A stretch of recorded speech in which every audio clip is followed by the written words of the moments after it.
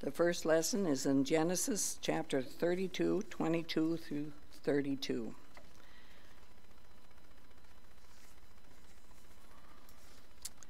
That night Jacob got up and took his 2 wives and his 2 maidservants and his 11 sons and crossed the ford of the Jabbok. And after he had sent them across the stream, he sent over all of his possessions. So Jacob was left alone, and a man wrestled with him all till daybreak. And when the man saw he could not overpower him, he touched the socket of Jacob's hip, so that his hip was wrenched as he wrestled with the man.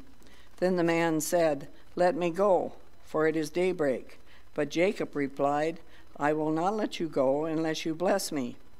The man asked him, "What is your name?" "Jacob," he answered. Then the man said, "Your name will no longer be Jacob, but Israel, because you have struggled with God and with men and have overcome." Jacob said, "Please tell me your name." But he replied, "Why do you ask my name?" And then he blessed him there.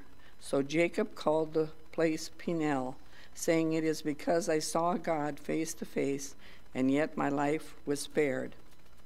The sun rose above him as he passed Peniel, and he was limping because of his hip. Therefore, to this day, the Israelites do not eat the tendon attached to the socket of the hip, because the socket of Jacob's hip was touched near the tendon.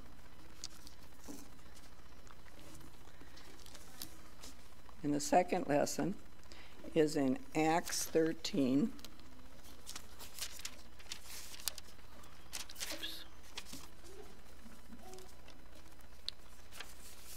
26 through 39.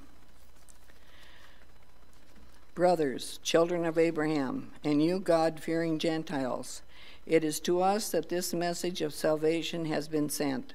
The people of Jerusalem and the rulers did not recognize Jesus, yet in condemning him, they fulfilled the words of the prophet that are read every Sabbath.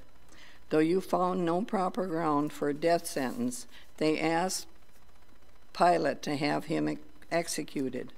And when they had carried out all that was written about him, they took him down from the tree and laid him in a tomb. But God raised him from the dead, and for many days he was seen by those who had traveled with him from Galilee to Jerusalem. They are now his witnesses to our people. We tell you the good news. What God promised our fathers, he was fulfilled for us, their children, by raising up Jesus. And it is written in the 2nd Psalm, "You are my son. Today I have become your father." The fact that God raised him from the dead, never to decay, is stated in these words, "I will give you the holy and sure blessings promised to David." So it's stated elsewhere, "You will not let your Holy One see decay." For when David had served God's purpose in his own generation, he fell asleep, and he was buried with his fathers, and his body decayed. But the one whom God raised from the dead did not see decay. Therefore, my brothers, I want you to know that through Jesus, the forgiveness of sins is proclaimed to you. Through him, everyone who believes is justified from everything you could not be justified from by the law of Moses. Take care that what the prophets have said does not happen to you. Here ends the second lesson. Our scripture reading is Luke chapter 24, verses 36 through 43. While they were still talking about this, Jesus himself stood among them and said to them, "Peace be with you." They were startled and frightened, thinking they had saw a ghost. He said to them, "Why are you troubled? And why do doubts rise in your minds?